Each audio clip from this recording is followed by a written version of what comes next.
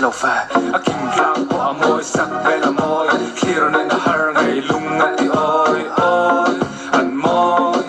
rose bar là môi powerful là môi sắc quy lan cần ngay pilo sâu trăng pha lên sâu là thà nu cần thăng bị sâu trăng pha lên asak ro là môi six sâu đó là twai lâu thăng corvices cần tu lâu cần thăng heck lâu anh sia môi phải là lu wat ti hay anh sẽ sia môi sẽ mít anh ít lại ô cái số cái tâm mà môi ngày nào à bi ôn môi nghĩa to là ti say